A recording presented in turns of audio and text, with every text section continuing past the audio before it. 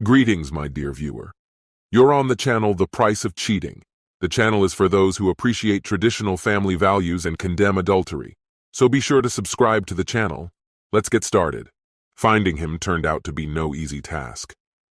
As Cicely Perez drove along the creaky road, her heart pounded with anticipation. The cemetery loomed ahead, off the main road, about half a mile from the winding path that seemed both foreign and intriguing. Though she knew of its existence, she had never ventured inside or attended any burials there. But today was different. She was here not on business, but on a deeply personal mission. The signs leading to the main office guided her through a serene landscape, where the distant hum of a lawnmower mingled with the quiet whispers of visitors tending to the resting places of their loved ones. Cicely had never faced loss before, but she felt a strange thrill at the thought that she was about to confront it. As she opened the office door, she was greeted by the cheerful chime of a bell. Behind the desk sat a bright brunette, likely around her age, with a name tag that read Amanda. Amanda, with long, straight hair cascading down her back, exuded an elegant charm, although her slender figure didn't quite match Cicely's own graceful silhouette. "May I help you?" Amanda asked, her voice warm and inviting. "I certainly hope so," Cicely replied, her pulse quickening. "I'm looking for a man named Mason Green." "Is there anything I can assist you with?" Amanda asked, tilting her head slightly. "I appreciate it, but this is a personal matter," Cicely said, her tone firm yet polite. "I understand perfectly. He's on the grounds. Just follow the sound of the lawnmower," Amanda said, a hint of sympathy in her eyes. With these words, Cicely, feeling a surge of determination and curiosity, set off, resolved to uncover the truth that awaited her in the quiet grounds of the cemetery.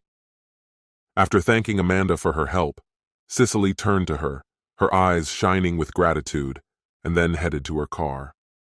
In the background, the lawnmower hummed softly, and she knew she'd soon need her car. As she settled into the driver's seat, a puzzled smile played on her lips at the thought that her ex-husband was now working as a gardener in a cemetery. This turn of fate was something she hadn't expected. She only learned of his career change through a chance conversation. Once a devoted teacher, he had vanished from her life, leaving her curious yet indifferent. Cicely drove along the winding road, the warm breeze mingling with the rumble of the engine. She reflected on what had been and what might have been when her attention was caught by a flash of movement. He was pacing back and forth on the freshly mowed grass, the lawnmower gliding over the greenery like a sentinel. She pulled the car as close to the edge of the road as possible and got out, feeling a mix of nostalgia and fear. As soon as he noticed her, the mower swerved sharply and clattered to a stop about 20 feet away. Cicely's heart raced as she saw him shedding the remnants of his workday. His hat and ear protection fell away as he approached.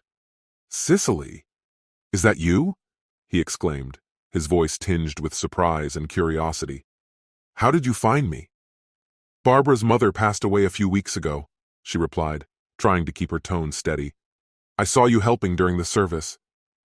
His face softened, a flicker of regret passing through it. "I'm sorry to hear that.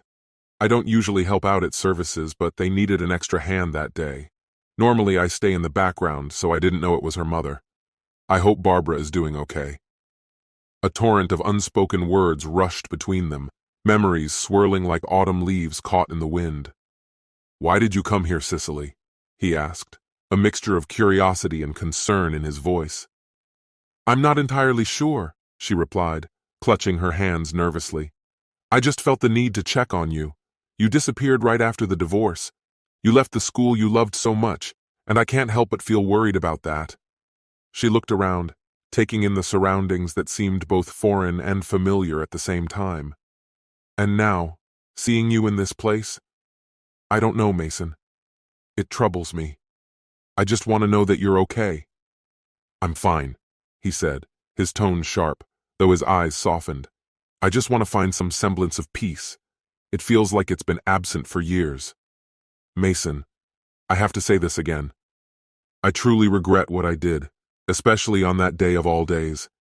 I know I contributed to the chaos in your life. I can't shake the feeling of guilt." "This isn't just about you, Cicely," he replied, his voice steady. "I've already told you. I don't blame you for what happened. The actions, yes. But the timing? That was beyond your control." She shook her head, frustration evident in her voice. "If I hadn't made that choice, none of this would have happened. I should have been your support, not the one who destroyed everything." "I'm not interested in arguing with you," he said, his expression softening. "I came home early that day because I needed you. Can you imagine getting a call from the police telling you that your parents are dead, only to find your wife in bed with your best friend?" Tears welled up in her eyes as she struggled to find the right words. "I can't even imagine that pain, Mason. It must have shattered you." A heavy silence fell between them, weighted with unspoken truths, memories, and a shared history that neither could escape. "That betrayal cut as deeply into me as it did into you. We were inseparable since childhood. Honestly, I can't even remember a time when he wasn't part of my life." Mason's mind drifted back to the aftermath of that fateful day, the day that changed everything. His therapist later explained that the trauma was so severe that he was suffering from post-traumatic stress disorder. The devastation of losing those he cherished shattered his very being. Cicely, trying to manage the chaos, took on the responsibility of arranging the funeral and dealing with the subsequent legal complexities. She thought that facing this tragedy together might help them reconnect and save their marriage. However, once Mason regained his composure, he had other plans. Through his lawyer, he filed for divorce, deciding to escape the suffocating pain by leaving the country entirely and letting the legal representatives handle everything else. The divorce proceedings were straightforward. Aside from a few irreplaceable personal items, Mason gave Cicely everything. The untimely death of his parents had unexpectedly left him financially secure, making him indifferent to material possessions. He vanished from her life, maintaining silence until this moment. "Have you finally found the peace you were searching for, Mason?" "I'm trying, Cicely. I'm seeking help, and slowly things are getting better." "I'm truly glad to hear that," she replied, her voice softening. "But I still love you and wish you success on your path. I won't intrude in your life anymore, but my number hasn't changed. If you ever want to reach out, you know where to find me. I think I came here looking for closure, and I believe I've found it. I truly believe everything is going well for you. Honestly, I suppose I'll leave you alone now. Goodbye." Mason waved as Cicely turned away, her silhouette framed by the setting sun as she headed toward her car. She glanced back at him one last time, a faint smile crossing her lips before she drove off, leaving a trail of dust behind her. Few knew that this would be the last time he saw her.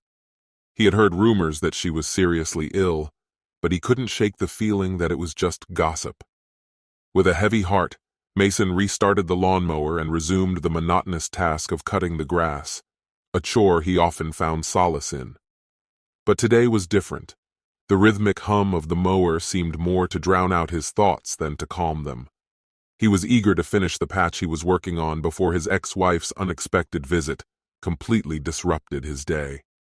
Once the job was done, he put the mower away in the maintenance shed, tucked in the far corner of the cemetery, a place that usually gave him moments of peace amid the chaos of life.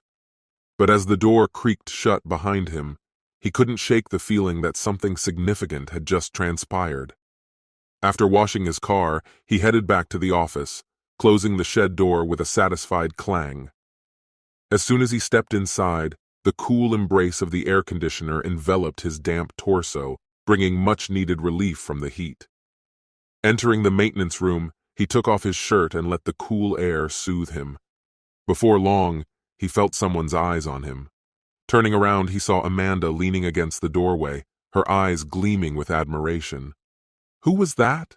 she asked, a note of curiosity in her voice. "My ex-wife," he replied, shrugging. "I thought so. What did she want?" It took him a moment to gather his thoughts and recall the conversation as accurately as he could. "I'm not entirely sure why she came. Maybe to check up on me, or to ease her own conscience. Perhaps I'm not the only one seeking peace." "Are you okay?" she asked, her tone shifting to concern. I'm fine. I'm moving on. Throughout the evening, Mason reflected on that fateful day. His parents were in their 70s, and he knew they might soon pass away, but he never expected it to happen because of an accident. He had returned home seeking comfort with his wife of 33 years, only to find Cicely with his friend, a friend who was like a brother to him, but had betrayed him so cruelly. Now, 3 years later, this betrayer had found him, yet Mason didn't understand what she wanted from him. Maybe she still felt guilty about her actions. He had found peace here at the cemetery, where his parents were buried. This concludes the story. If you like it, then put your powerful like and subscribe to the channel.